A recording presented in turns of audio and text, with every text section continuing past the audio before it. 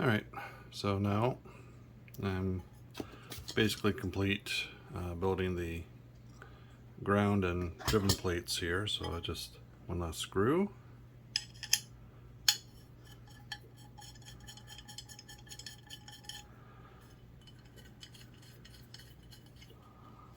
And the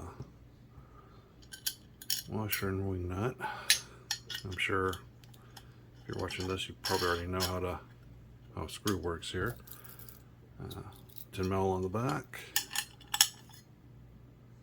Snug it up, and that's that for that.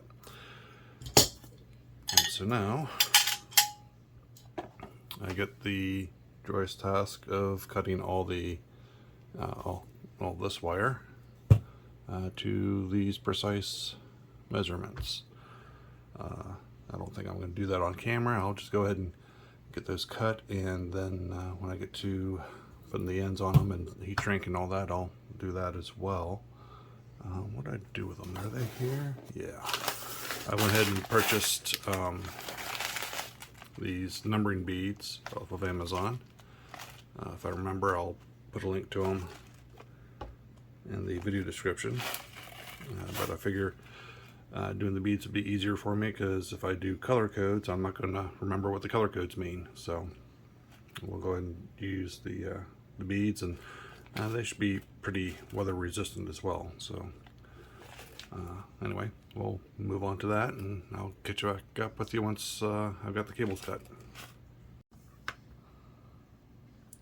Alright, so I got all the wire cut here to length according to the cut chart.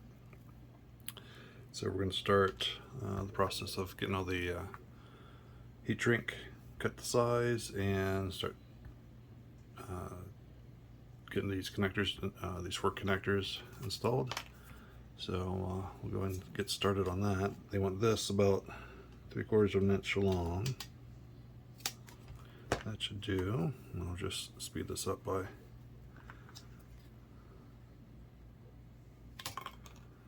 1, 2, 3, 4, 5, 6. So 6 pieces of this. It's got all those, and now according to the instructions here, they want you to trim 1/2 inch of the insulation off of each element. So that's 1/4.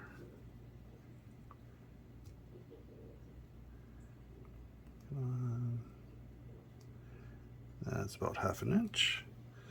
Alright, so let's get these out of the way for a second. And we'll just do one end here of each element. Don't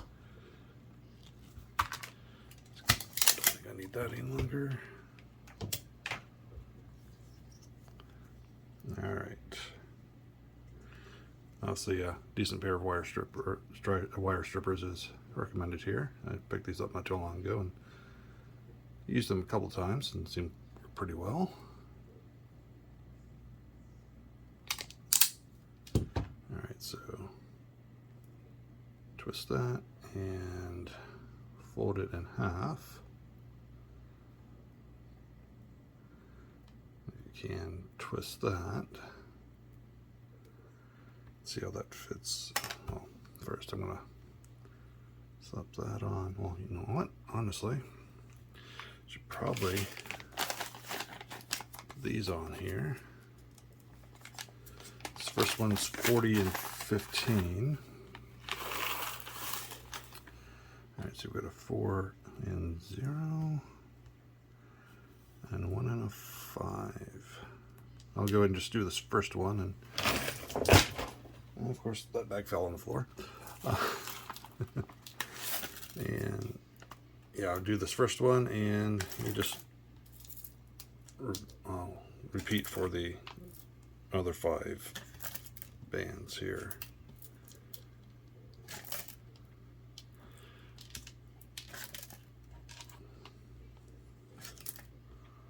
Kind of don't want to pick all these up if they fall out of the bag, so get that sealed up. Alright, so now we got this. So how do I want that? I want it like this for 0,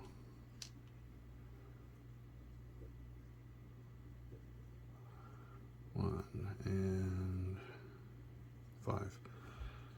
40 and 15. Yeah, I think I want it like that. Get that down.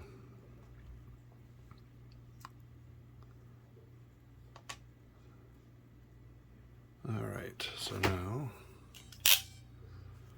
I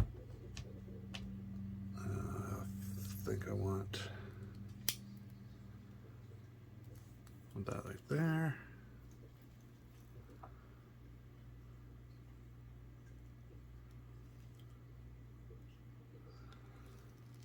All right.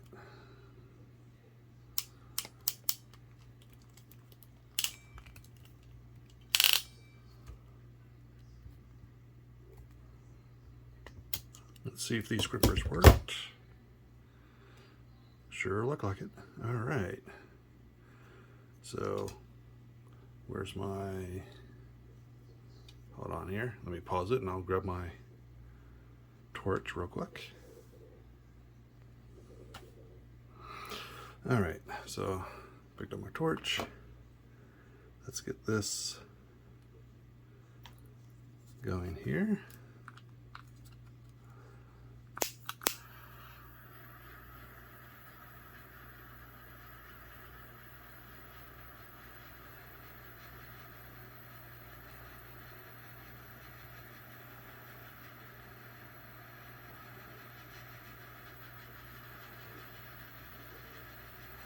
Make sure I get that glue activated.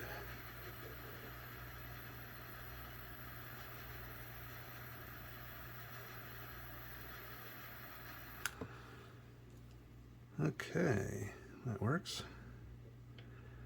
Now I might put a dab of solder right there on the end to sort of seal up that end of the connector, but that's some other time.